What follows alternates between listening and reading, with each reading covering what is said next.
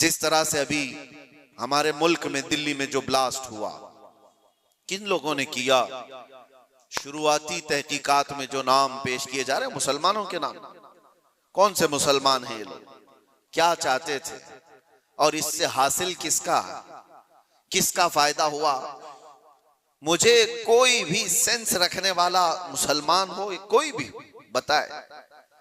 ये बात इसलिए मैं अर्ज कर रहा हूं कि आज बहुत सारे नौजवान जज्बाती हो गए और कुछ लोगों की वजह से, यानी कुफार और मुशरिकीन की तकालीफ की वजह से, वो सोचते हैं ऐसे कदम उठा लेना चाहिए।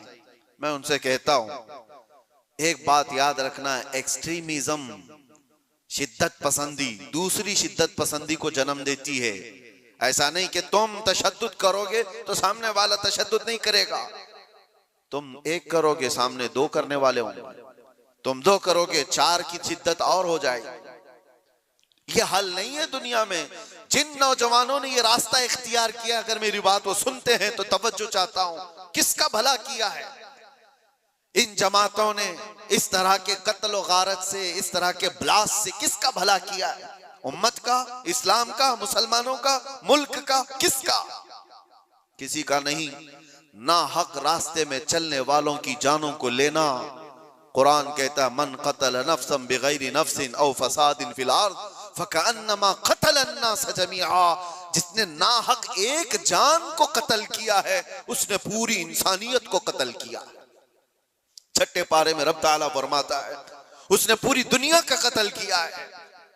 लोग क्या समझते हैं? ये ब्लास्ट कर लेना, किसी भी इलाके में जाकर के बारूद से उड़ा दिया जाना, इसको जिहाद से ताबीर करते हो? जिहाद की वो जो आला और पाकीज़ा सूरत है उसको मस्ख करते हैं, उसको लोगों के दरमियान बुरी शक्ल पेश करने के लिए। मैंने तो कभी आज तक ये महसूस भी नहीं किया। इराक के भी बहुत सारे सफर किए। चंद सालों पहले पूरी दुनिया में ISIS ने अपनी दहशत पैदा करके रखी थी। क्या थी ये जमात? कभी भी करीब से देखने वाला और पढ़ने वाला समझ सकता था इस्लाम की बूबास भी इन्हें नहीं लगी। जो 12 साल की, 13 साल की लड़कियों को इराक की मंडियों में ले जाकर के बेचते हो, छोटी लड़कियों को, वहां के हालात हमें पता है, और उनकी तरबियत ऐसे करना, पूरा पेट्रोल की चोरी करना, दुनिया में बेचना, और ये कत्ल गारत और ये जो फसाद मचाया था, इस फसाद का नाम इस्लाम हो ही नहीं सकता। और इसीलिए मैंने सबसे पहले आयत क्या पढ़ी, वला तुफसिदू फिल अर्दि बअद इस्लाहिहा। रब ताला फरमाता है इस पूरी जमीन पर कहीं फसाद मत मचाओ, इसकी इस्लाह किए जाने के बाद। अरे मियां, यहां कचरा डालने की इजाजत नहीं है, तुम खून बहाने की बात करते हो। हाँ, मोहम्मद अरबी सल्लल्लाहु तआला अलैहि वसल्लम का वफादार जो होगा, अरे शेर तो मैदानों में लड़े जाते हैं, मुकाबला होगा तो मैदानों में मुकाबला होता है। यूं नहीं होता कि ना हक कोई भी रास्ता चलने वाले की जान ले ली जाए और उसको कहा जाए कि ये जिहाद है, ये जंग है, ये बदला है, ये इंतकाम है। हरगिज नहीं। मैं सख्त मजम्मत करता हूं ऐसे तमाम गतिविधियों का। कोई भी नौजवान इस तरह की हरकतों में मुलव्विस होता है तो जानते हैं इसका नुकसान कितना लंबा होता है, कितना लंबा नुकसान होता है।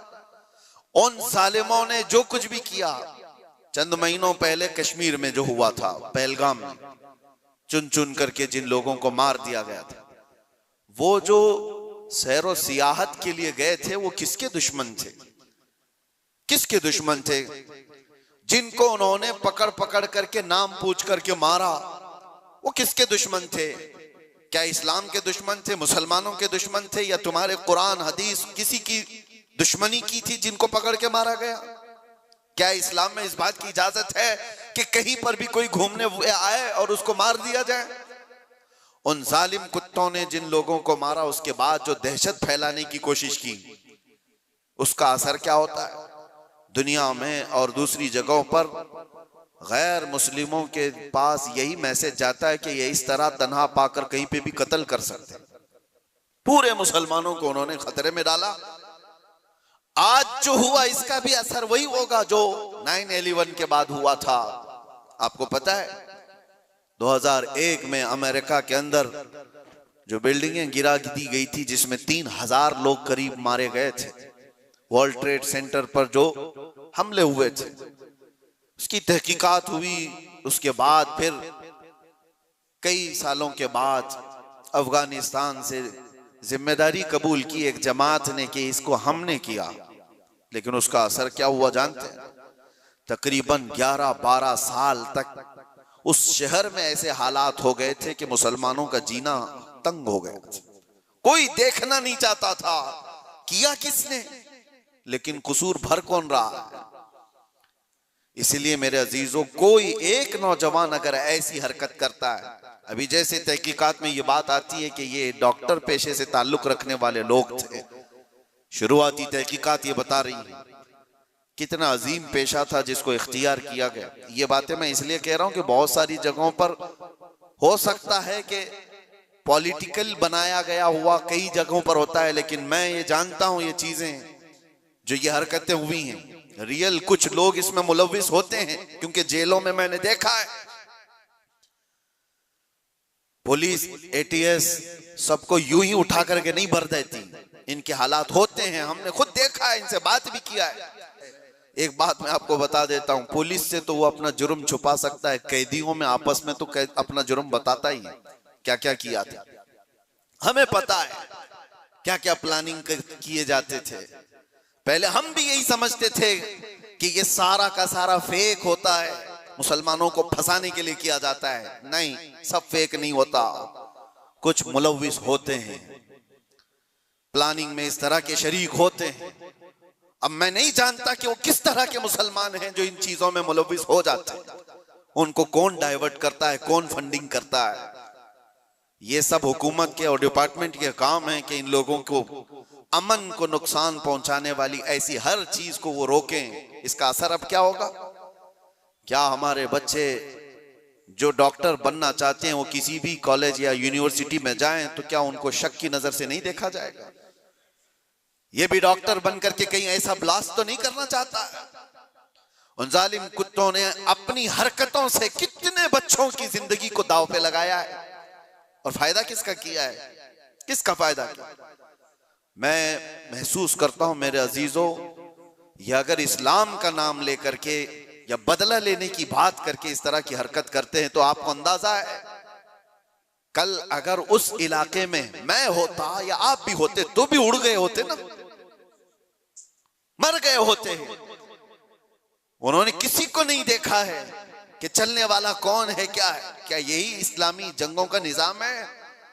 क्या ये रसूलुल्लाह सल्लल्लाहु तआला अलैहि वसल्लम की तालीमात का कोई एक हिस्सा है?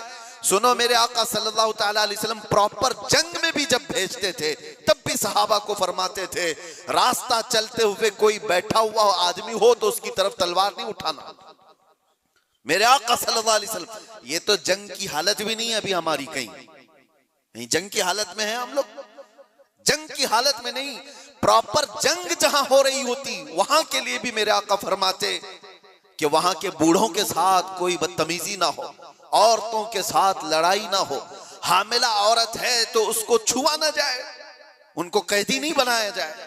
और ये तो छोड़े, नबी पाक सल्लल्लाहु अलैहि वसल्लम अपने सहाबा को जब भेजते तो ये भी तालीम देते कि जिस इलाके में जा रहे हो उनकी जो भी इबादत गाह है, इबादत गाह को तोड़ फोड़ नहीं करोगे, वहां के दरख्तों के पत्ते नहीं उखाड़ोगे, जो तुमको मारने की कोशिश किया उसके साथ तुम्हारी लड़ाई होगी। ये निजाम था।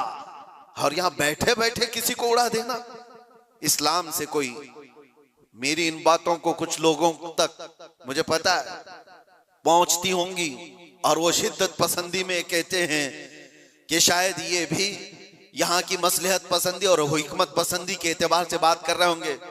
हमको ये सारी मसलहत पसंदी की जरूरत भी नहीं, हम किसी की जी हुजूरी करने के लिए बात नहीं कर रहे हैं। हम बात इसलिए कर रहे हैं कि मेरे दीन पर जब कभी धब्बा लगने की सूरत आए तो हम चीख करके बोलेंगे, चाहे वो हमारे अंदर मौजूद कोई मुनाफिक हो उसको भी पकड़ करके हम बेनकाब करेंगे कि इसका ताल्लुक मेरे मुस्तफा की जात से हो ही नहीं सकता।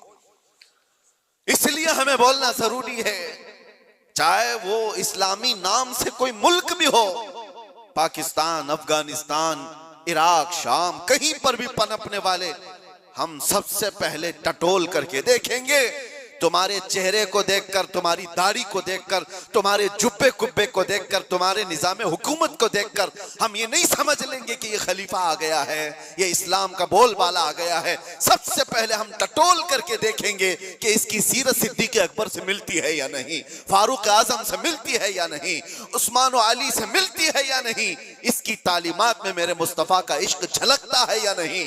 अगर नहीं झलकता हम अपनी ठोकर पर उसको रखते हैं, चाहे वो कितनी ऊंची पगड़ी पहनता हो। हाँ, अगर मेरे मुस्तफ़ा का वफादार है तो किसान का बच्चा भी हो तो हमारे सर का ताज।